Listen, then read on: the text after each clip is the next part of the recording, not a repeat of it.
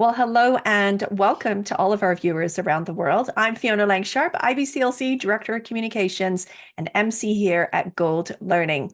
Well, it is that time of year. I'm very excited to say that we're talking about our upcoming Gold Lactation Online Conference 2024. Can you believe it? Wow, we're here again. I'm so excited. Amazing topics coming up. Again, if you can, we talk about this every year, but I think it's because we are forever learners here and we're always thinking about what do we need to do? What can we put into practice?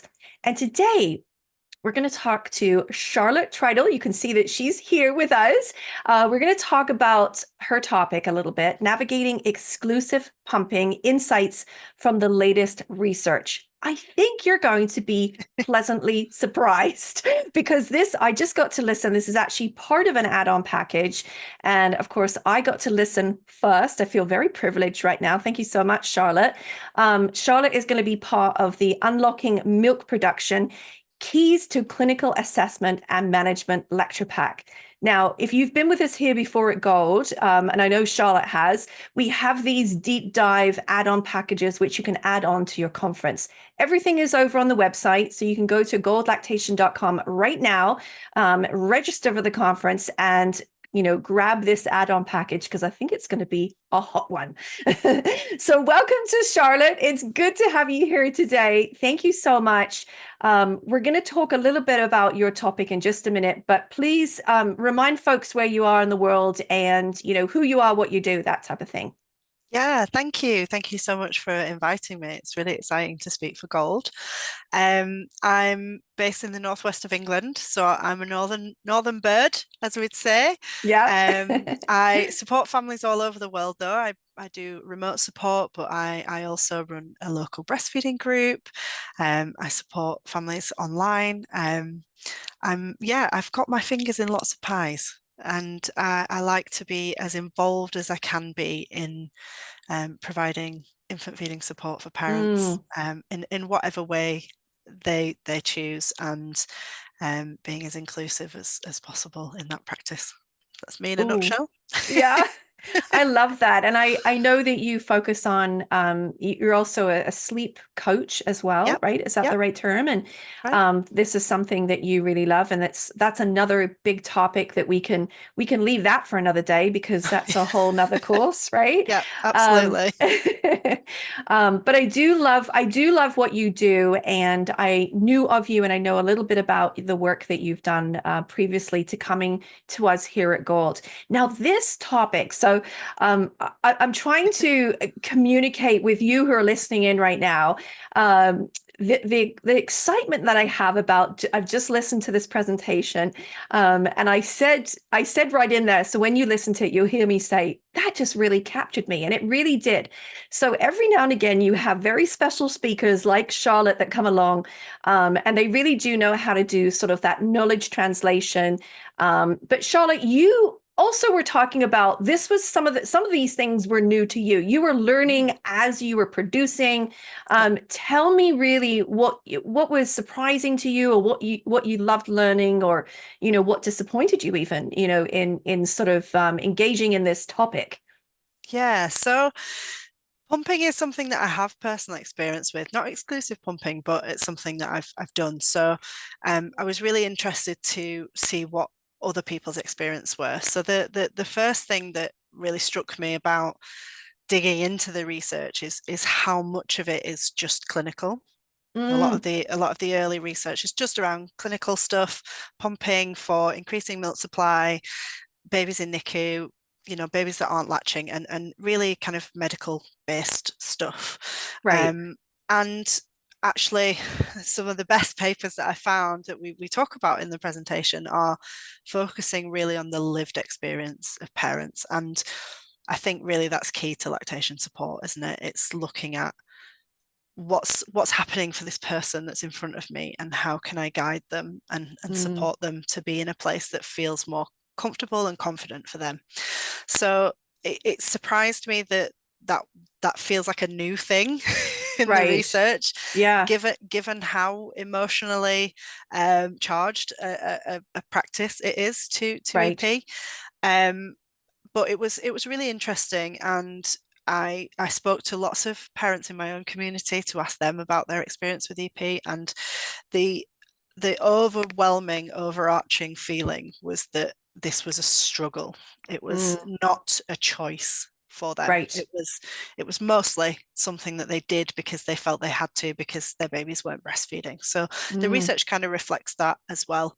Um, the most surprising thing to me was and initially it was, but then actually once it clicked into place, so it's like of course it is the right. industry influence.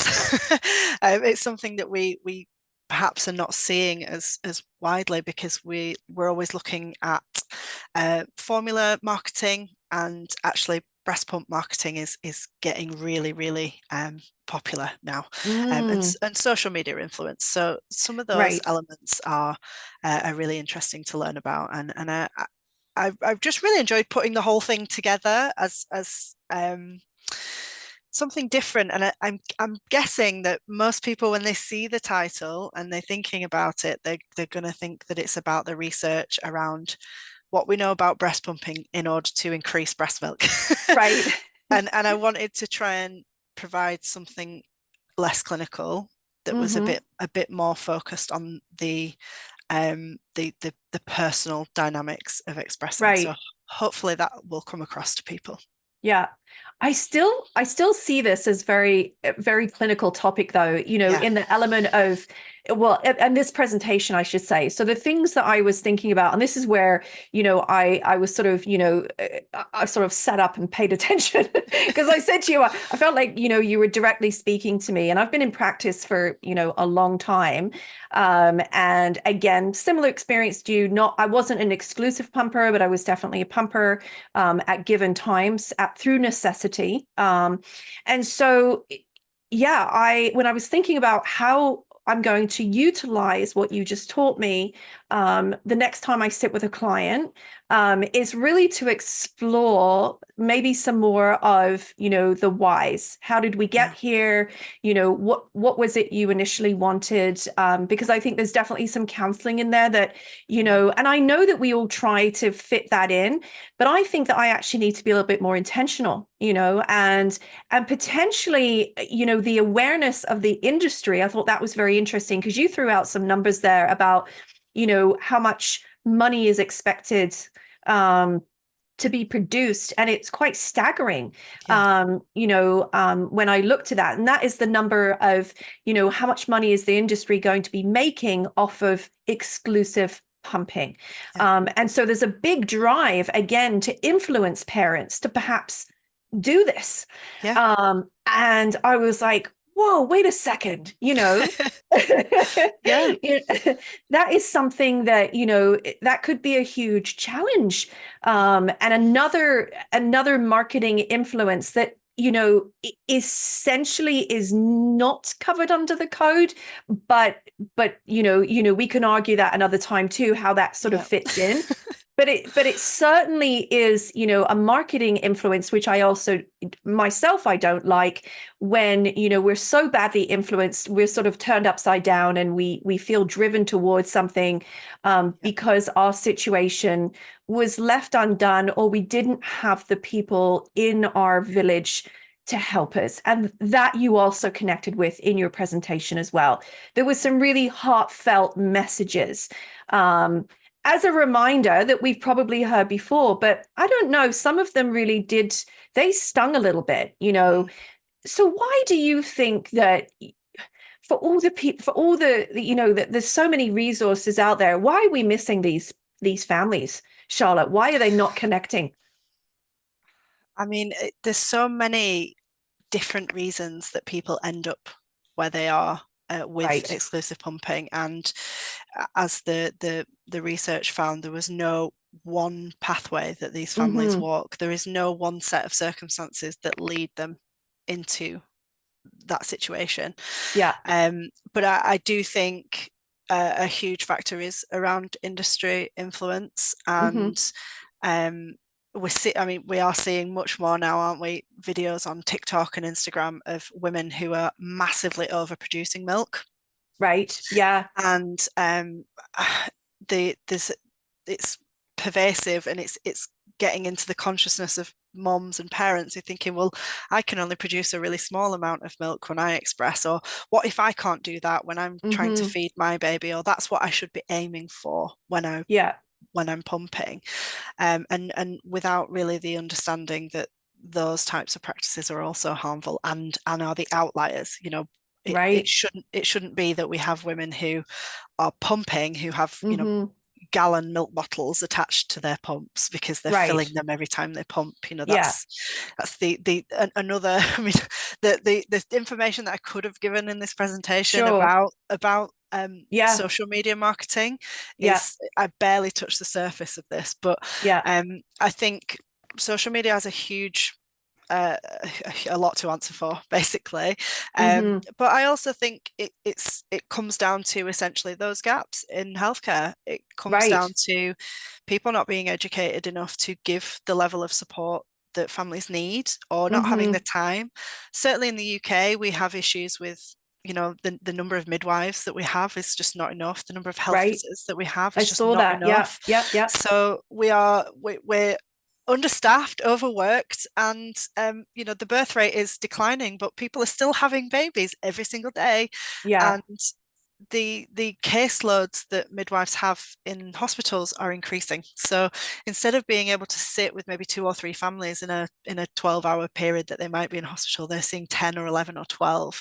And Mm. the kind of guidance and support that you can give somebody with infant feeding in that limited time, alongside the medical checks, the baby checks, the paperwork and all that kind of stuff, it just leads to so little room for productive support. Mm. And I think a lot of the time, when breastfeeding is perceived to be failing or problematic, pumping is seen as the next solution before we go to formula. Right. Um, and I don't think that's necessarily a bad thing. I think it's great that there is this other option. But then we're often left with parents who are still stumbling in the dark Sure. around how often they should pump, how should they store their milk, is their Yeah. baby getting enough milk, how long can they sustain it for. But then there's also lots of really positives. We talked about in the Sure. presentation that parents feel like it's less tying, and they're able to get some freedom, or they feel a bit more confident about returning to work, knowing that their Right. baby is going to be nourished by somebody else, but with their milk. And there's a Yeah. confidence level there that perhaps parents who exclusively breast or chest feed directly might not have that same level of confidence leaving their infants, certainly in Mm. places where maternity leave is very short. So there's a lot of good stuff happening. There's a lot of really bad stuff happening. Right. And I'm hoping that the information that I've provided will help lactation professionals and other healthcare professionals kind of find a way to open up the conversation with parents, I think and so. that's really key. That's the most Yeah. important thing. Yeah, absolutely. A couple of takeaways I had was that there is some responsibility that lies back on me as a professional. I really Yeah. need to make sure that, again, this presentation will change my practice. And that's what I loved about it. It's going to change how I view and see things. And it's going to put maybe a pause on a few things. And the fact that, yes, there are some really good things that can happen when we move to pumps. But I do think there's a social responsibility to, like a global responsibility, to make sure that we are staying up to date with what's happening around the world, as the social experiment of Instagram and how it influences families and the other, social media sites is very important. I think we need to keep an eye on that. Yeah. Charlotte, thank you so much. Thank we you. we could talk more, but we're going to let you come on and come to the our website goldlactation.com and view this presentation that I know that is going to change what you're doing as well. So I'm excited to hear some of the feedback. Thank you again for joining me here today, Charlotte. I will look forward to seeing you again very soon.